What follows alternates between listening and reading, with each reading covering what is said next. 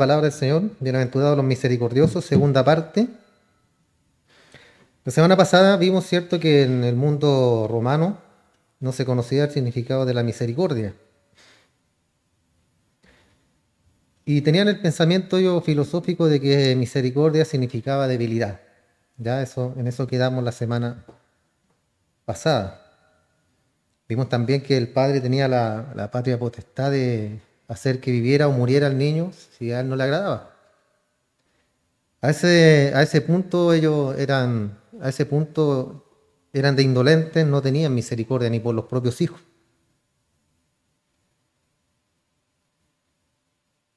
Entonces estamos hablando acá de la sociedad romana, y en esa sociedad el tipo de idea de ser misericordiosos no encajaba en lo absoluto. El Señor decía misericordiosos, ¿cierto? Y ellos recibirán misericordia. Y esas palabras no encajaban con estas personas, con este mundo de ese entonces, ni siquiera con la sociedad de los judíos. Eso era un fantasma, algo imaginario en la sociedad romana. También lo es el día de hoy en nuestra sociedad, que es una sociedad competitiva, ¿cierto? Competitiva, egoísta y ambiciosa. Podríamos decir que podríamos ser misericordiosos con alguien más, ¿cierto? En esta sociedad. ¿Y qué es lo que haría él con nosotros o la sociedad con nosotros? Nos va a aplastar, ¿cierto? Eso es falso de que si yo doy misericordia voy a recibir misericordia. Hablando, ¿cierto?, en la sociedad, en la secular, de lo que en el mundo. Eso no siempre funciona. Y esto debido, hermano, a que eso no, la misericordia no es una virtud humana. No está en nosotros la misericordia. Y es nuestro Señor Jesús. La prueba, Él prueba, ¿cierto?, de que esto no es una virtud humana, nuestro Señor Jesús. Él vino al mundo y fue el ser humano más misericordioso que jamás vivió, nuestro Señor Jesús. Él nunca hizo nada para dañar a nadie, al contrario, ¿cierto? Siempre andaba buscando hacer el bien. Él buscó ayudar a los enfermos y los curó, a los que no podían caminar y los ayudó a caminar, les dio piernas para andar. Le dio oído a los sordos, le dio vista a los ciegos, a los que no podían ver. Le dio boca también, voz a los mudos. Él encontró a las prostitutas, los recaudadores de impuestos y aquellos que eran menospreciados y los metió en el círculo de su amor. Y eso era lo que los judíos, los religiosos no podían entender, hermano. De cómo era posible de que él, cierto, se codeara con estas personas cobradores de impuestos, con prostitutas, con borrachos, con personas que andaban de fiesta en fiesta. Y no podían entenderlo, hermano. Pero él los redimió. Él los salvó a cada uno de ellos. Tomó a los que estaban solos, los hizo sentir como si fueran amados. Tomó a los niños, los llevó a sus brazos y los amó. Nunca hubo un ser humano que viviera sobre la faz de la tierra con más misericordia que nuestro Señor. No hay comparación en Él. Hay una ocasión, ¿cierto?, donde iba una madre en una procesión fúnebre y llevaba a enterrar a su hijo. La madre lloraba, que está en la escritura, ¿cierto? Y lloraba por su hijo, porque era su único hijo. Pero únicamente las personas la acompañaban, no sabían el dolor que ella sentía. Y ahí estaba nuestro Señor Jesús. Él detuvo, ¿cierto?, esta procesión, colocó su mano y resucitó a este hombre desde los muertos. Ese era el poder que tenía nuestro Señor. Esa era la misericordia que Él sentía por las personas. En Juan capítulo 8, algunos hombres habían sorprendido a una mujer en adulterio. ¿Recuerdan también ese pasaje? Cuando la llevaron arrastrándola hasta los pies de Jesús. ¿Qué es lo que hizo Él? La condenó, tiró piedras juntamente con los que estaban apedreando a esta mujer, o la condenó como ellos la estaban condenando. No es cierto. Él dijo: ni yo te condeno, vete y no peques más. Misericordia en el grado sumo, hermano. Como bien lo mencionamos, comió con recaudadores de impuestos. Él comió con pecadores. Aquí habla de recaudadores de impuestos, hermano, eran hombres de la peor calaña que existían en ese tiempo. ¿Ya? Porque ellos le recaudaban el impuesto para los romanos, pero oprimían a sus propios hermanos, porque cobraban más de lo que debían. ¿Para qué? Para echárselo a la izquierda. A la izquierda, ¿cierto? Como siempre. Ahí se echaban, ¿cierto?, lo que cobraban de más y oprimían a sus propios hermanos. Por eso eran hombres malos. Por eso acá uno dice, y dice, ¿pero qué tiene de malo un recaudador de impuestos? Eso, que eran perversos, porque abusaban con su misma familia, con su mismo pueblo, con sus hermanos. Y cuando los escribas y fariseos lo vieron comiendo con los recaudadores de impuestos, con los pecadores, en Marcos capítulo 2, en el verso 16 le dijeron a sus discípulos, ¿cómo es que él come y bebe con publicanos y pecadores? O sea, ¿qué tiene que andar haciendo con ellos? ¿Por qué se codea con la escoria? Pero ellos no entendían nada, hermano. Ellos no entendían nada de lo que nuestro Señor vino a hacer a este mundo. Entonces, desde el comienzo de la vida de nuestro Señor hasta el final fue llena de misericordia. Y la misericordia dada, hermanos, no significa misericordia de vuelta. ¿Ya? No significa yo doy y tú me das.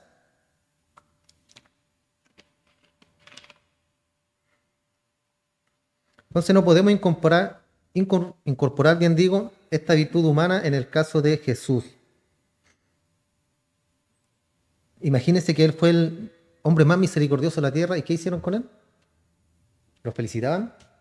¿Le dieron de vuelta misericordia? Dijeron, no, este hombre es misericordioso, así que nosotros tenemos que ser misericordiosos también con él. ¿Qué hicieron con él? Lo crucificaron, lo mataron, lo escupieron, lo laceraron, se burlaron de él. A lo mejor no dio resultado, ¿cierto? Entonces lo azotaron a él, lo clavaron en la cruz. Entonces esa no es una virtud humana, hermano, no, eso no sirve, no es cierto, no está hablando de esto. Si la misericordia llevara a su propia recompensa, no habrían clavado al ser humano más misericordioso que jamás vivió. No lo habrían hecho, si fuera una virtud humana.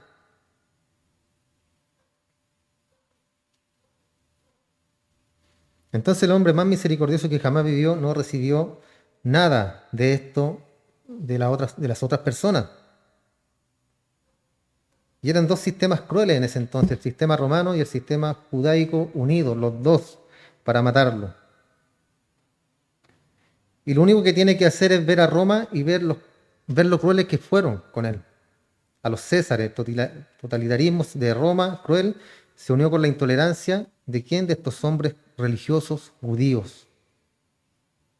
¿Por qué? Porque Jesús era una amenaza para ellos. ¿Y qué hicieron? Lo quitaron del camino, matándolo.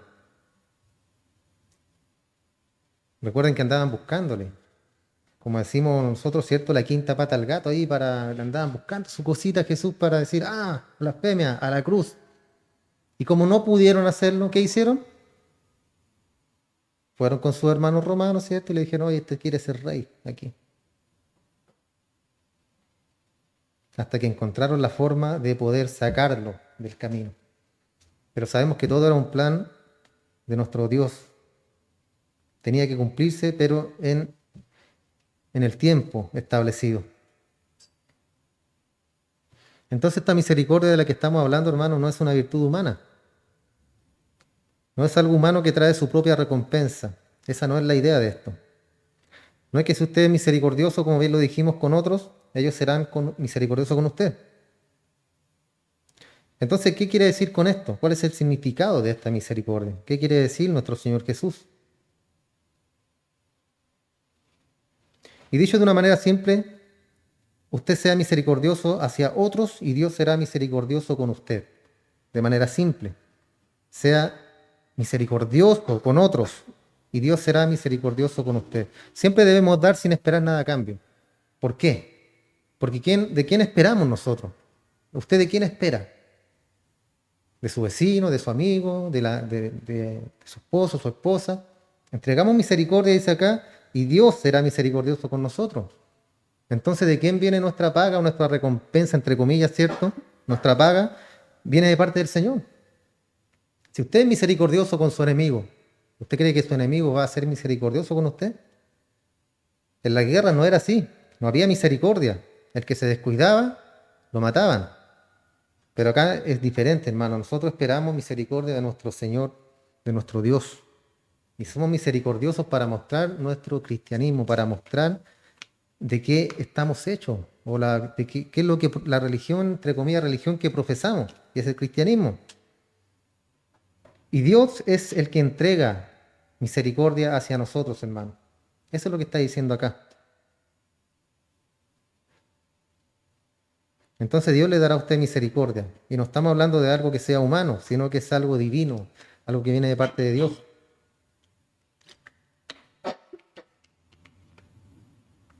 Esta palabra misericordioso también es usada en Hebreos capítulo 2, en el verso 17. Y ahí dice, por lo tanto, en todas las cosas fue hecho semejante a sus hermanos para que fuera un misericordioso y fiel sumo sacerdote. Digan que acá muestra a Jesús como en la parte humana. Dice, por lo tanto, en todas las cosas fue hecho semejante a sus hermanos para que fuese misericordioso y fiel. Nuestro Señor Jesús, sumo sacerdote. Él fue el sumo sacerdote. Recuerden que Cristo fue la ofrenda y fue el sacerdote. ¿Ya? Fue la ofrenda y el sacerdote nuestro Señor. Por eso es sumo sacerdote. No hay nadie más arriba que Él. No hay nadie más sublime, más alto que nuestro Señor Jesús, ya que fue la ofrenda. Y el sacerdote que la ofreció también, ofreció a sí mismo. Entonces cuando hablamos de Jesús, que a lo mejor algunos dirán, sí, pero es que para Él fue fácil porque Él era Dios. Entonces no fue muy complicado para Él ser misericordioso. O no fue muy complicado para Él, ¿cierto?, amar a sus enemigos. O no fue muy complicado para el Señor Jesús estar 40 días y 40 noches en el desierto, pasando hambre, pasando sed. No fue muy complicado porque era Dios.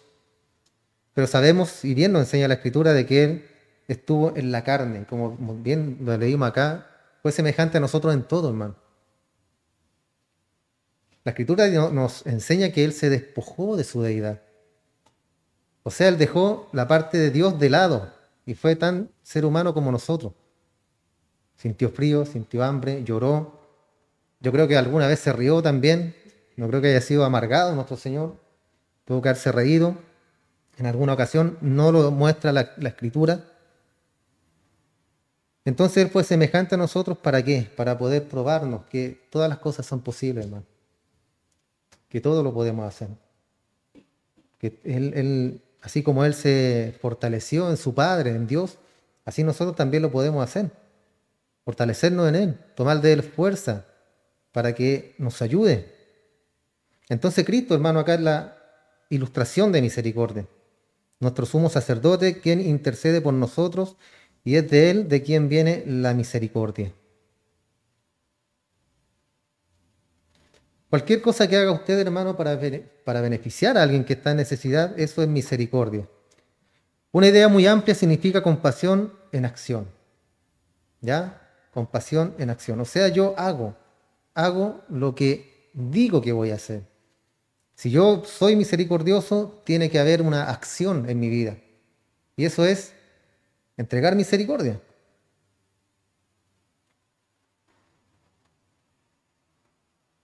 Y esto va más allá de la compasión, de la empatía. Significa compasión en acción. Empatía en acción. Hacia cualquier persona que tiene alguna necesidad. No solamente a nuestros hermanos, ¿ya? No solamente a mi esposa o a mis hijos. Porque la Escritura también nos enseña, nos dice, ¿de qué sirve eso? Si yo soy bueno con los que son buenos conmigo, ¿de qué sirve? ¿De qué vale? No vale de nada, hermano. Debemos ser buenos con los que son malos con nosotros. Debemos bendecir al que nos insulta. Debemos orar por el que nos maldice. Está dura la tarea, ¿cierto? Pero sí, esa es la misericordia, hermano. Esa es acción. No solamente de boca, no solamente hablar.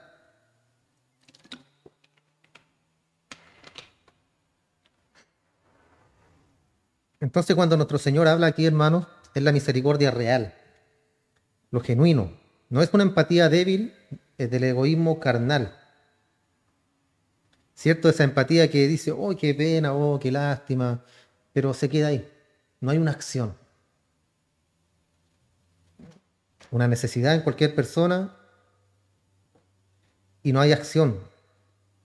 No hacemos nada para ayudar.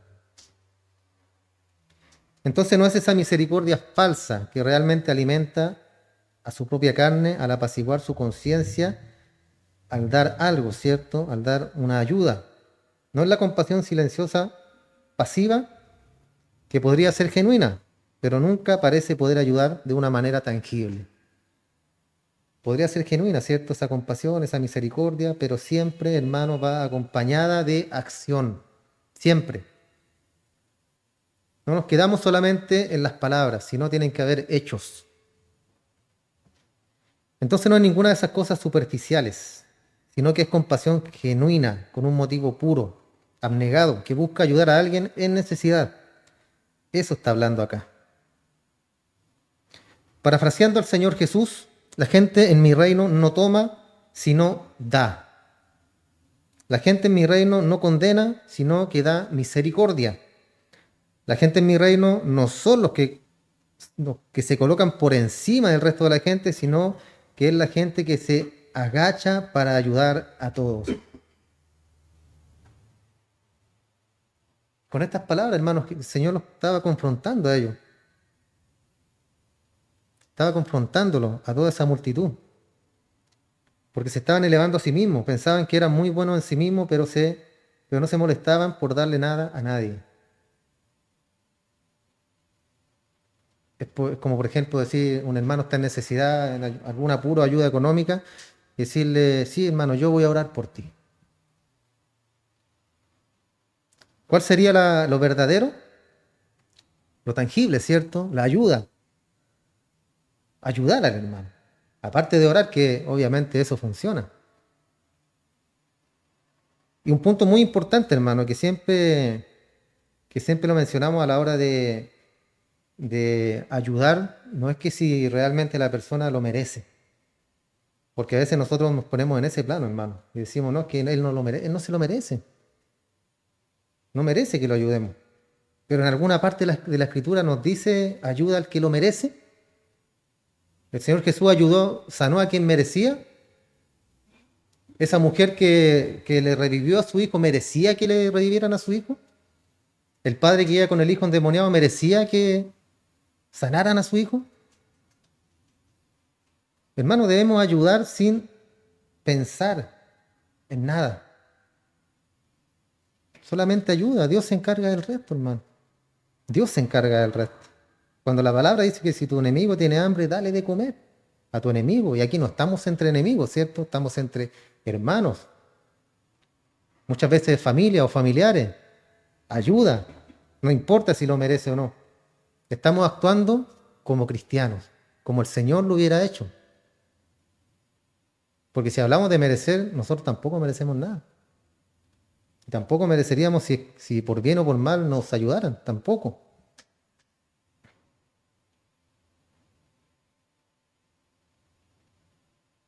Hay una historia que Jesús cuenta de un hombre que ni siquiera dio los fondos necesarios para cuidar la vida de sus padres. Porque él dijo, ya lo dediqué a Dios en un acto religioso y no me atrevo a romper mi voto con Dios. Y nuestro Señor dijo, están en problemas, en serios problemas. Han intercambiado el mandato de Dios de honrar a su padre y su madre por una tradición que han inventado ustedes. Eran muy buenos en esto ellos, ¿cierto? En poner en su religión. Eran crueles inclusive con sus propios padres. Él dijo, yo ya dediqué todo lo mío al Señor. Entonces yo no puedo ya ayudar a mis padres. ¿Cuál es el principal mandamiento y compromesa? Honra a tu padre y a tu madre. Honrarlos. Sea bueno, sea malo, sea mañoso, sea odioso, como sea, hónralos. ¿Por qué, hermano? ¿Por qué dice hónralos? Porque es un mandamiento y aparte es con una promesa. Imagínate, Dios ni siquiera está diciendo hónralos y ahí ve cómo te va. Es una promesa. ¿Y cuál es la promesa que te entrega el Señor? Que te va a ir bien. Si tú honras a tu padre y a tu madre, te va a ir bien. Tan simple como eso, hermano. Entonces ellos eran muy buenos para esto, para lo religioso, para sus leyes, para sus mandamientos. Pero estaban dejando de lado lo verdadero que era la palabra de Dios, que era lo importante.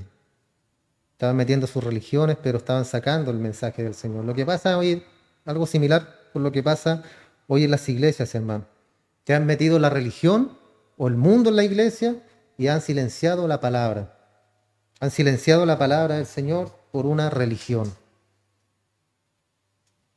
Eso es lo que está pasando, hermano. Ya no se estudia la Escritura en muchas iglesias, sino que solamente se toma un texto de la Escritura y se saca de su contexto real. ¿Para qué? Para dar un mensaje motivador a lo mejor, un mensaje para que la gente se sienta bien, para que se vayan, ¿cierto?, el día domingo bien felices, bien contentos, bien entusiasmados para empezar la semana. No les hablan del pecado. ¿Por qué? Porque se pueden ir. Si les predicamos siempre el pecado de arrepentimiento y todo, y de comportarse bien como cristianos, se pueden ir, se van a aburrir. Muchas veces lo hacen, hermano, por ganancia deshonesta, como dice la Escritura. ¿Por qué? Porque si se les va una familia o se les va un hermano, hay menos de esto, hay menos billetes, menos plata, menos dinero. Y reducen los hermanos a una cifra, a una cantidad. Eso es repugnante, hermano. ¿Por qué? Porque la obra es del Señor, la obra es de Dios, de Él. Muchos pastores, hermano, iglesias gigantes que tienen miles de personas, miles de congregantes, y los miran solamente como un dentro, como un número más. ¿Por qué? Porque ganan mucha plata esos pastores, mucha plata. Entonces a ellos les conviene mantener a la gente tranquila, feliz, contenta. No te preocupes, el Señor ya pagó por los pecados, así que ¿quién no peca? ¿Quién no peca? Así que no te preocupes. Tranquilo, vive por la vida. Vive tu vida, tranquilo. El domingo vienes al culto, ahí te limpian los pecados, unos 5 Padre Nuestro, unos Ave María y a la casa. Listo. Y se silencia, ¿cierto?, la conciencia. Quedan bien con Dios. O sea, con ellos mismos, no con Dios. ¿Por qué? Porque, como dice la Escritura también, son ciegos guiando a ciegos. La única guía, hermano, la única palabra es la palabra del Señor. Es lo único con lo que se puede llevar una iglesia, con palabra. Nada más que eso. Yo no me voy a parar aquí a hablarle de un libro o de filosofías o de política, no. Como estamos viendo ahora, ¿cierto? El Señor nos está enseñando a ser misericordioso. ¿Con quién? Con todo el mundo, inclusive con nuestros enemigos, con los que quieren hacernos el mal. Ser misericordioso. Nuestro Señor dice, si eres miembro de su reino, vas a ser misericordioso, vas a estar lleno de esta misericordia. No solo significa tener empatía, no solo significa sentir compasión, significa de hecho meterse en la piel de otra persona, en el lugar de otro, ¿cierto? Llorar con los que lloran, reír con los que ríen. Meterse en la piel entonces de otra persona, meterte en ella y pensar lo que ella está pensando, sentir sus emociones y cuidar de ellos de una manera muy, muy tangible. Empatía, ¿cierto? Empatía en acción. Misericordia es cuando yo veo a un hombre sin comida y le doy comida. Misericordia es cuando veo a una persona rogando o falta de amor y yo le voy a entregar ese amor. Misericordia es cuando vemos a alguien en soledad y le entregamos nuestra presencia, nuestra compañía. Misericordia es satisfacer la necesidad del otro. No sentirla solamente, sino que satisfacerla. ¿Se entiende, cierto?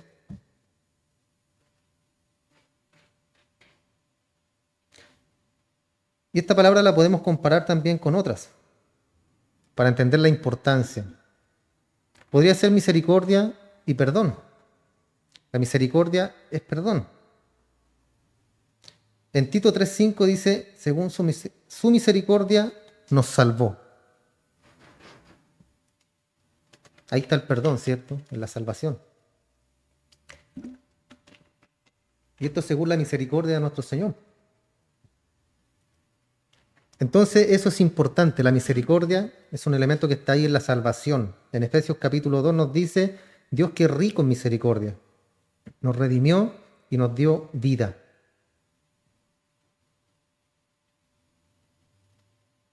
Entonces la misericordia está antes, está detrás en la salvación.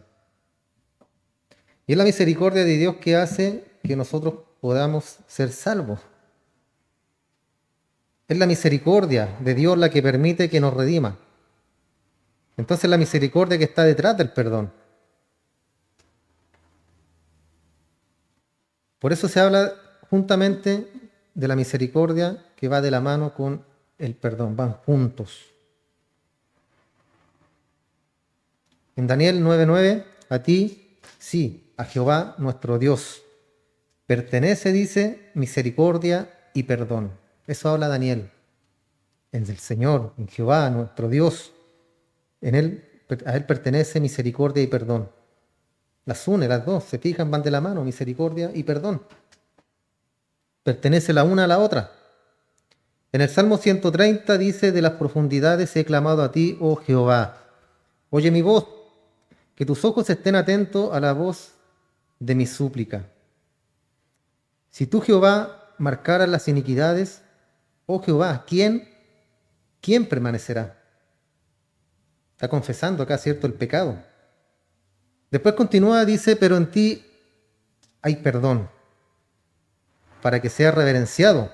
Esperé yo a Jehová, esperó mi alma, en su palabra he esperado. Mi alma espera a Jehová. Más que los centinelas en la mañana, más que los vigilantes a la mañana, esperé Israel a Jehová, porque en Jehová hay misericordia. Eso habla acá el salmista. En Jehová hay misericordia. Confesando su pecado, él encontró la misericordia en Dios. Tenemos acá al individuo entonces confesando un pecado, buscando perdón y sabiendo que el perdón viene de la fuente de misericordia de Dios. Entonces la misericordia y el perdón están ligados también. No podemos pensar en la misericordia sin su expresión en el perdón. Y no podemos pensar, ¿cierto?, en el perdón sin su fuente que es la misericordia. Pero el perdón no es la única expresión tampoco, hermanos, de misericordia. No podemos refrenarlo tan solo a un pensamiento salvífico o a una realidad de salvación. La misericordia es infinitamente más grande que tan solo el perdón. Y es parte de ello. En el Salmo 119, 64 dice, la tierra está llena de tu misericordia. En Génesis 32, 10, menor soy que todas las misericordias. Segunda de Samuel 24, 14, tus misericordias son grandes. Nehemías 2, 19, tus múltiples misericordias. Salmo 69, 13, la multitud de tus misericordias. Entonces las misericordias son mucho más que tan solo el perdón. El perdón es un acto, ¿cierto? Como lo estamos viendo, diciendo, de misericordia. Pero hay muchos más. ¿Por qué? Porque puedo ser misericordioso con alguien cuando perdono. Pero hay muchas otras maneras también en la cual podemos ser misericordiosos, que no necesariamente involucran al perdón. En Lamentaciones dice esto, por la misericordia de Jehová no hemos sido consumidos. Un pasaje hermoso, hermano. Por la misericordia de nuestro Dios no hemos sido consumidos. Recuerden que el antiguo pacto era un pacto condicional. ¿Ya? No es un pacto como el de ahora, el Nuevo Testamento, que es algo incondicional, de amor, un pacto de amor. Antes usted tenía que portarse bien para que le fuera bien. Ahora es un acto de misericordia. Por eso dice acá, ¿cierto? En Lamentaciones, Jeremías, por la misericordia de Jehová no hemos sido consumidos, porque nunca decayeron sus misericordias. Nuevas son cada mañana. Grande es tu fidelidad. Hermoso pasaje, hermano. Las misericordias del Señor son nuevas cada mañana. Usted duerme, se levanta en la mañana y ahí está el Señor teniendo misericordia de usted, de mí. ¿Por qué? Porque su fidelidad es grande. Incomparable, ¿cierto? Incomparable la fidelidad de nuestro Dios. Porque si fuera por justicia, hermano, nosotros deberíamos estar ya muertos, fulminados por el pecado. Entonces, ¿qué hay también de la misericordia y el amor? ¿Cómo se pueden comparar?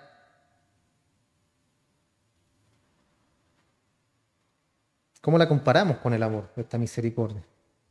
Entonces, de vuelta, el perdón fluye de la misericordia. La misericordia fluye del amor. ¿Por qué es que Dios ha sido misericordioso, hermano? ¿Por qué Él es misericordioso?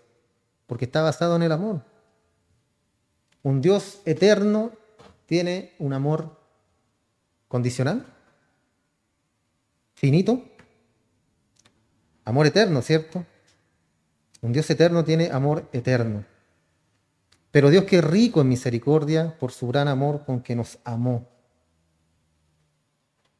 Dios ama entonces y el amor es misericordioso y la misericordia es perdonadora. Así entre muchas otras cosas también. El amor está detrás de la misericordia. Pero este amor, hermano, es más grande que la palabra que estamos viendo, misericordia. Y la misericordia es más grande que el perdón. Y el amor es más grande que la misericordia porque el amor puede hacer muchas cosas. Cuando hay amor podemos hacer todo. Cuando hay amor, ¿cierto? El amor de Dios que está en nosotros, no importa nada, hermano. Nada. Puede ser el delincuente más grande, pero el Señor también lo puede salvar en amor. Porque ese es su amor. Esa es su fidelidad.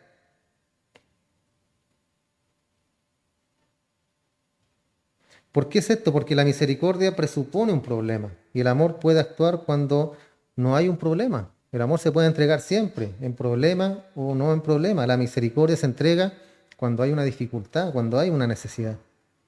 El Padre ama al Hijo y el Hijo no necesita misericordia. El Hijo ama al Padre y no necesita misericordia. El Padre ama a los ángeles y los ángeles aman al Padre y ninguno de ellos necesita misericordia, porque hay amor. El amor es más grande que la misericordia. Y el amor actúa a partir del efecto. La misericordia actúa a partir de la necesidad de tenerla. El amor es constante. La misericordia está reservada para momentos de problemas, pero el amor no. El amor siempre está ahí. Como dice la palabra, el amor nunca deja de ser. Nunca. Nunca deja de ser el amor.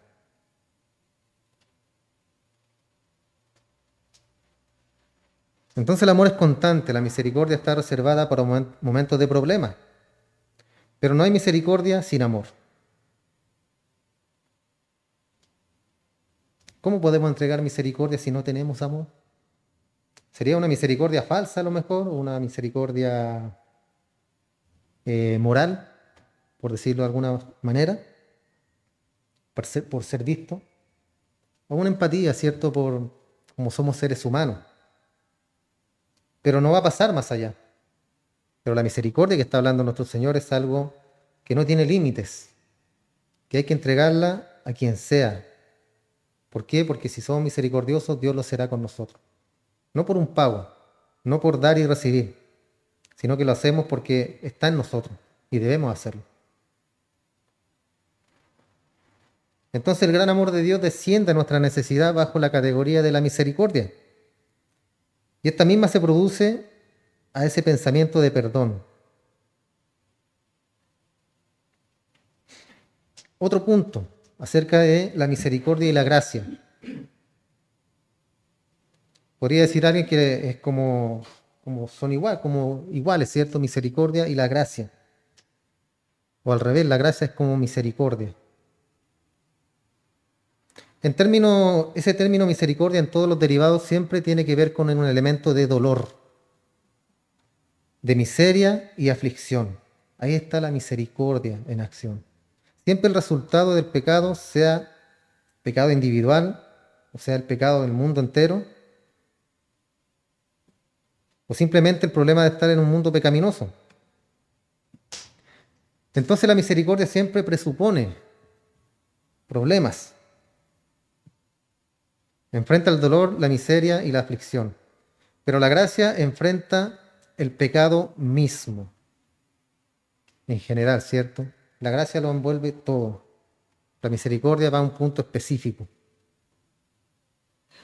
La misericordia ofrece alivio al castigo. La gracia ofrece perdón por el crimen. ¿Me fijan? La gracia es algo mucho más grande. Primero viene la gracia y la gracia quita el pecado y después la misericordia elimina el castigo. Son completamente diferentes, hermano. En 3 de sus cartas, y nunca lo hace en una carta a una iglesia, solo lo hace en cartas a individuos. Pablo, 1 Timoteo, 2 Timoteo y Tito. Él dice misericordia, gracia y paz. ¿Se fijan cómo están ahí unidas? Misericordia, gracia y paz. Misericordia y gracia entonces son diferentes. La diferencia acá, Pablo. La misericordia elimina el dolor y la gracia concede una condición mejor. No es un parche, sino que es un alivio, es una sanidad. Y tenemos el ejemplo del buen samaritano. Está ahí este hombre acostado, ¿cierto?, yaciendo en el camino, ha sido golpeado al punto de casi morir. Ha sido robado. Y el sacerdote pasa, pero no quiere involucrarse con este hombre. Lo vio ahí todo machucado, a lo mejor lo asaltaron, le hicieron un portonazo, no sé. Y pasa el sacerdote y no le importa, se va. Un religioso, ¿cierto? No le importó nada. Y de pronto pasa este samaritano y ve a este pobre judío todo golpeado. Se acerca, cuida de él. Samaritano, una persona que no tenía nada que ver con los judíos. Lo cuidó, curó sus heridas, lo sanó, lo llevó a un lugar para que pudiera recostarse. Pagó los gastos de ese lugar. Entonces la misericordia alivia ese dolor. La misericordia derrama aceite en sus heridas y la misericordia venda sus heridas y alivia también el sufrimiento. Pero ¿qué hace la gracia? La gracia va más allá. Esa fue misericordia que tuvo este hombre con él, este buen samaritano con ese hombre judío que estaba golpeado. Lo atendió y le dejó la clínica pagada para que después pudiera ir a su casa. La gracia va más allá. Y por decirlo de alguna forma, le compra un lugar donde pueda vivir. No solamente lo ayuda, sino que le da algo estable, algo para siempre. Entonces la misericordia afrenta lo negativo y la gracia concede lo positivo. La misericordia quita el dolor y la gracia da una mejor condición.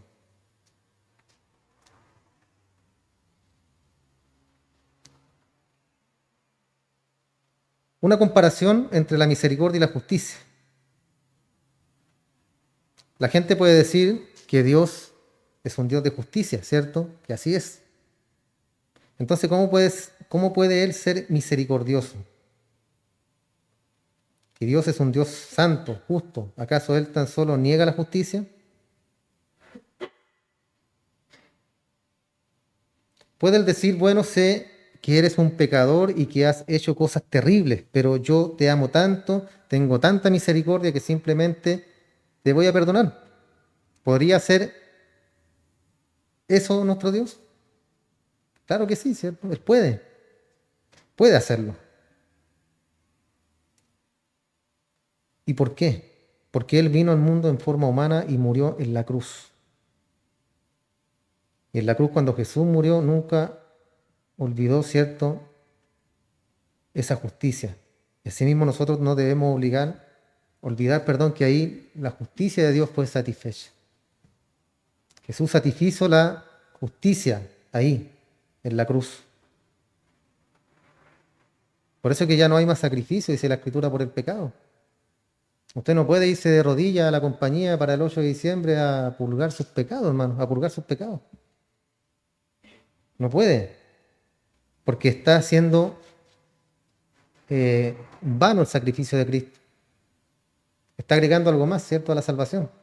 O sea, sí, Cristo me salvó, pero yo necesito ir a pedir perdón, yo necesito ir a hacer algo para ser perdonado. Eso no existe, hermano, en la Escritura, porque la justicia fue satisfecha en la cruz gracias a nuestro Señor Jesús. Dios dijo que no había perdón de pecados si no había derramamiento de sangre. Por eso Dios dijo que tuvo que haber un sacrificio perfecto para llevar los pecados del mundo. Y Jesús fue ese sacrificio perfecto. Ahora la misericordia no viola la justicia, hermano. Cuando hablamos de la misericordia de Dios, no es algún sentimiento necio que justifica el pecado. Porque muchos piensan eso, que es un pensamiento, ¿no? Algo sin sentido que justifica el pecado. Entonces todos pecamos y aquí no pasa nada. Sigamos pecando porque no pasa nada. Y hay mucho de todo esto en la actualidad, hermano, inclusive en las iglesias. La única ocasión en la que Dios jamás extendió misericordia a alguien fue cuando alguien pagó el precio del pecado involucrado.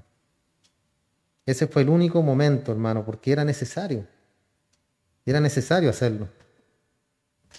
Y hay un tipo de misericordia sentimental falsa, necia, que quiere simplemente cancelar la justicia. El rey Saúl, por ejemplo, libró al rey Agag. Y ese fue un tipo de misericordia sentimental, que violó la santidad de Dios, violó el propósito de Dios. David, en una misericordia falsa también sentimental, mostró a Absalón. Recuerden que Absalón le hizo un golpe de estado ahí, pero él lo perdonó y sembró en su corazón la semilla de rebelión, que fueron su ruina. Tuvo misericordia, pero fue una misericordia falsa. ¿Por qué? Porque pasó por encima de los planes de Dios. Y lo llevó, ¿cierto?, a que lo echaran, a que lo derrocaran como rey. Y Dios nunca violará, hermano. Jamás Él violará la verdad de su justicia, de su santidad, para ser misericordioso. Él era misericordioso, pero solo cuando la verdad haya sido satisfecha. Si Absalón se hubiera arrepentido y hubiera aceptado la verdad de Dios, entonces la misericordia habría sido real. Pero no hubo nada más que sentimentalismo, porque nunca se sometió a la verdad de este hombre. Y hay gente en la iglesia, hermano, que peca y hace cosas que son malas en contra de Dios y que nunca realmente reconocen su pecado. Y ellos nunca enfrentan esta maldad en su vida. Y aún así, estas personas quieren misericordia. Santiago 2.10 dice, porque el que guarde toda la ley y la viole en un punto, será culpable de toda. Puedes guardar toda la ley del Señor, pero si incumples en un mandamiento, eres culpable de infringir toda la ley. Porque el que dijo no cometerás adulterio, también dijo no matarás. Ahora, si no cometes adulterio pero matas, eres transgresor de la ley. En otras palabras, Santiago dice, si tú violas cualquiera de las leyes de Dios, estás ofendiendo todo, eres culpable de toda. Así hablad y así haced, como aquellos que serán juzgados por la ley de la libertad. Después en el verso 13 dice, pero juicio habrá sin misericordia con aquel que no haya mostrado misericordia. Y la misericordia triunfa sobre el juicio. Más claro, ¿cierto? Ahí sí que está claro. Porque va a haber un juicio, hermano. Sin misericordia aquel que no haya mostrado, aquel que no la haya entregado. ¿Por qué? Porque la misericordia triunfa sobre el juicio, hermano. Siendo misericordioso que está ahí, no entraremos en juicio. Y habrá un juicio, hermano, y sin misericordia para todos aquellos que la niegan. Y por parte de Dios habrá un juicio cruel en contra de toda esta gente que no acepta la verdad. ¿Y cuál es la verdad? El sacrificio de Cristo en la cruz. Porque ese es el Evangelio, ¿cierto? No hay más que eso.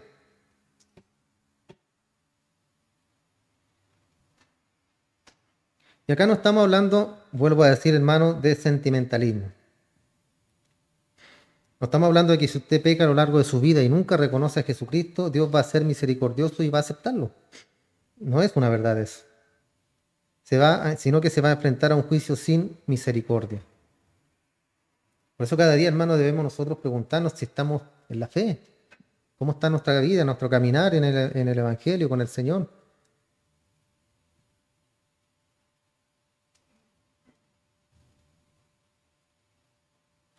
Entonces la única ocasión, hermano, en la que Dios puede realmente dar misericordia es cuando la verdad ha sido aceptada. Solo cuando aceptamos el sacrificio de Cristo. Recuerden que lo que estamos viendo, hermano, este sermón del monte, lo he repetido varias veces, que en primer lugar era para sus discípulos que estaban ahí. Porque recuerden que al comienzo dice que llamó a sus discípulos, los sentó y comenzó a decirles, a ellos, pero también estaba la multitud que estaban escuchando. Entonces, cuando esta verdad es aceptada, entra en acción la misericordia. Entonces, si Dios va a ser misericordioso con nosotros, debemos confesar el pecado como tal y arrepentirnos y dejarlo. Nos sirve, ¿cierto?, decir, sí, Señor, pequé, me equivoqué y mañana estoy en el mismo pecado. Y mañana me vuelvo a pecar y vuelvo a pedir perdón y continúa y continúa y continúa. Juan nos habla de esto, ¿cierto? Juan nos dice que ya el que peca es hijo del diablo. Eso nos dice Juan. ¿Por qué? Porque es una máquina de hacer pecado día tras día, cada instante. Y al final se toma, ¿cierto?, como un juego. Yo peco y pido perdón. Peco y pido perdón. Pero estamos hablando de un pecado eh, que yo no quise cometerlo. O sea que no nació en mi mente y después se redujo eso a una acción, sino que es algo fortuito o por omisión puede ser un pecado. Y ahí nos arrepentimos y no lo volvemos a hacer. De ese pecado se está hablando acá, hermano. Entonces la misericordia es especial, es más que el perdón, menos que el amor y es diferente a la gracia. Pero son una con la justicia.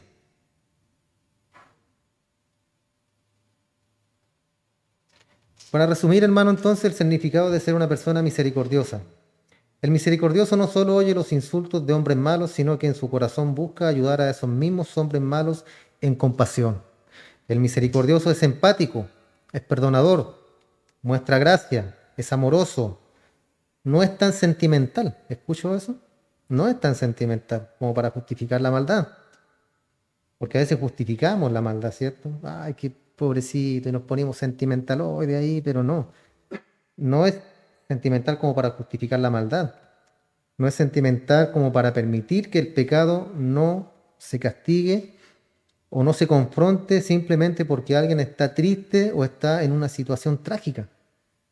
El pecado debe confrontarse en cualquier circunstancia. No, la misericordia significa que usted busca ayudar en empatía y en perdón total y amor y gracia, y cuando la verdad es aceptada. En el Salmo 37:21, el impío toma prestado y no paga, pero el justo da y muestra misericordia. El impío toma prestado y no paga, pero el justo da y muestra misericordia. Entonces vamos a ser misericordiosos con aquellos que aceptan la verdad. Por ejemplo, si un hijo suyo va a usted y le confiesa, cierto, que ha hecho algo malo, ¿qué vamos a hacer nosotros? Castigado. Ahí se puede ser misericordioso, ¿cierto? ¿Por qué? Porque la persona vino, en este caso uno de nuestros hijos vino y reconoció que hizo algo mal. Está reconociendo, está siendo sincero, directo, está siendo veraz. Ahí nosotros podemos aplicar la misericordia. Podemos hacerlo. No necesariamente el castigo al tiro y la correa o el escobillón, no sé, lo que tenga a mano ahí. Pero diferente es que si descubrimos que nos ha dicho la verdad o que no ha admitido algo que ha hecho, ahí no habrá misericordia, ¿cierto? Sino que habrá castigo. Ahí sí, al tiro. ¿Por qué? Porque se está actuando de mala fe. Porque ahí se está lidiando, ¿cierto?, con la actitud de la verdad, no algún tipo de sentimentalismo. Pero cuando se enfrenta a la verdad debemos ser misericordiosos y mostrar gracia y ser perdonadores. Eso es lo que debemos ser, hermano. Así como nuestro Señor nos perdona, nosotros también debemos extender ese perdón. Fue la misericordia de Abraham después de que había sido ofendido por su sobrino Lot, que causó que Abraham fuera y asegurara la liberación de este después. Recuerden que él lo sacó de Sodoma, él lo libró de allá. Misericordia por parte de José después de haber sido tratado tan mal por sus hermanos. ¿Recuerdan eso? Él tuvo misericordia. Él pudo haberlos castigado, hermano. Los tenía ahí en su poder. Él gobernaba. Pero él tuvo misericordia. Los tomó, ¿cierto? Y los ayudó, los bendijo. Misericordia en Moisés después de que Miriam se había rebelado en contra de él y el Señor le había mandado esa lepra. ¿Y Moisés qué hizo? ¿Recuerdan ese pasaje? ¿Qué hizo Moisés? Qué bueno que te dio lepra. Me alegro mucho. Te fuiste contra la autoridad. Yo soy el elegido aquí, yo, Moisés, Él me escogió a mí. ¿Por qué tú te rebelas contra mí? ¿Qué hizo Moisés? Clamó al Señor, le dijo, sánala ahora, oh Dios, te ruego. Eso es misericordia. No se gozó en que el castigo estaba bien aplicado, ¿cierto? Estaba bien aplicado el castigo de esta mujer. Pero él mostró la misericordia. Y así como él mostró esa misericordia, Dios también la entregó. Fue misericordia en David que lo hizo librar la vida de Saúl. Él también podía haberlo matado, lo tenía ahí listo. Llegar y asesinarlo, pero él tuvo misericordia. Entonces la misericordia, hermano, para terminar, es esa característica hermosa que dice, buscamos perdonar y cuidar y ayudar y levantar a la gente. No nos enseñoreamos de ellos, no los pisoteamos, no los empujamos, no pensamos que somos superiores. Eso es misericordia. Siempre por debajo. No que seamos, ay, que pobrecito, no, sino que siempre están considerar a los demás como mayores que a nosotros. Pero eso no significa, hermano, que que vamos a ser pisoteados o que nos vamos a dejar pisotear y todo eso, sino que tiene que estar eh, todo enganchado con lo que estamos viendo, que es con la palabra del Señor, demostrar esa misericordia en amor, en gracia, en perdón. Pero lo principal, ¿cierto? En amor. Mostrar esta gracia, pero en amor. Y si usted hace amor en nosotros, no nos va a costar nada, hermano. Nada, porque el amor, como dice la Escritura también, todo lo sufre. El amor es sufrido, todo lo cree. El amor todo lo espera, todo lo soporta. ¿Por qué? Porque el amor nunca, jamás, hermano, escuche eso, nunca deja de ser. Ese es el amor que Dios nos ha entregado a nosotros. Y así también nosotros debemos entregar a los demás. Oramos y damos gracias a nuestro Dios.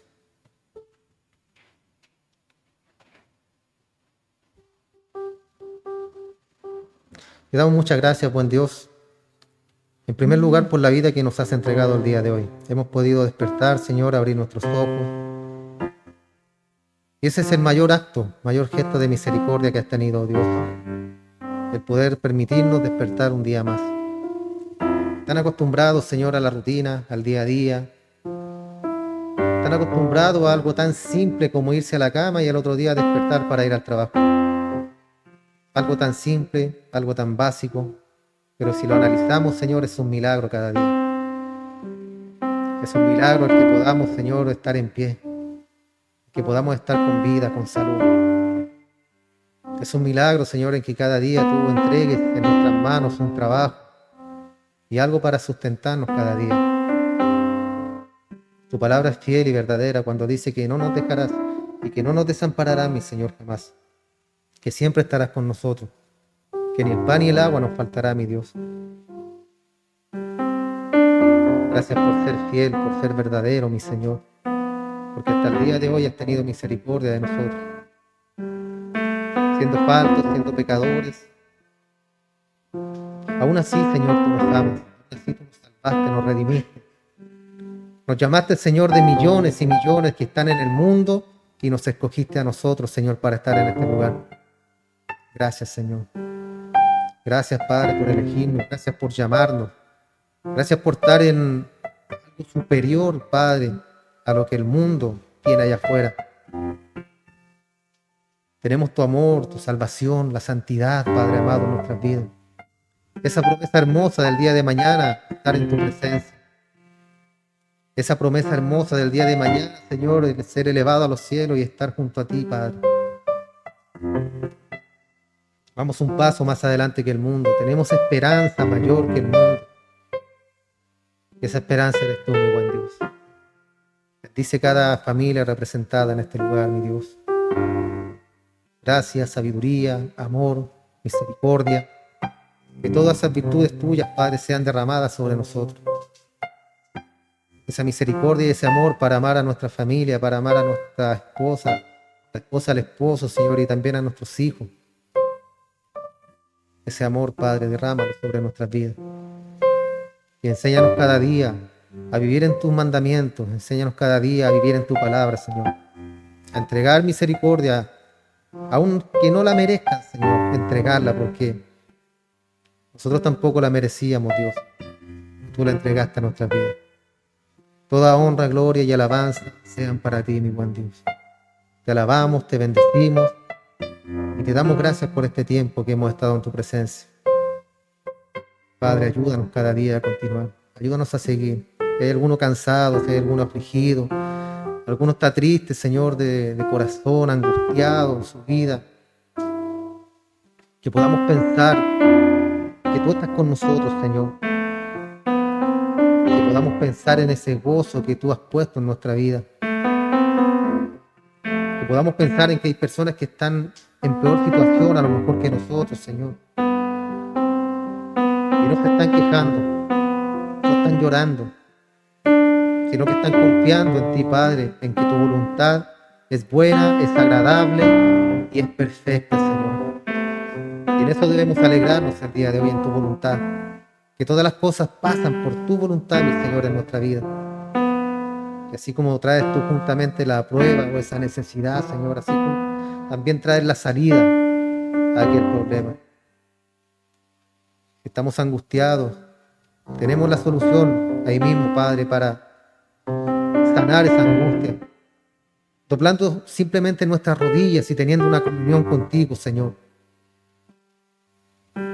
Orándote a ti, mi buen Dios, pidiendo, clamando en oración y súplica para que nos sanes, para que nos ayudes, para que nos des ánimo, para que nos fortalezcas, para que nos pongas alegría en nuestra boca, Señor, para que pongas sonrisa en nuestros labios, Padre amado, porque motivo a lo mejor hay para llorar, pero en ti, Señor amado, tenemos la felicidad en su máxima expresión.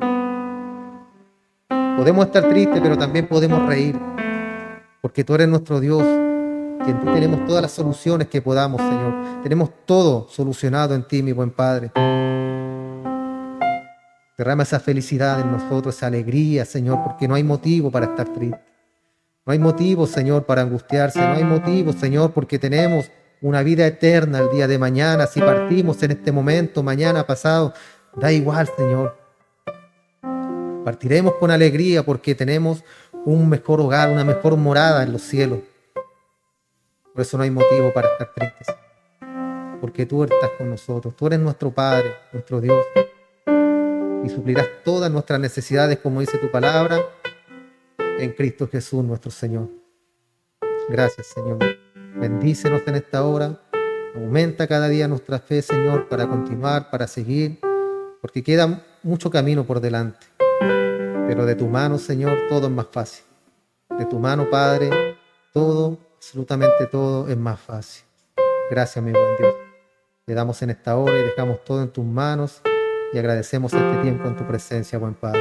En el nombre de Jesús, nuestro Señor, te damos gracias. Amén, amén y amén. Dios les bendiga, hermano.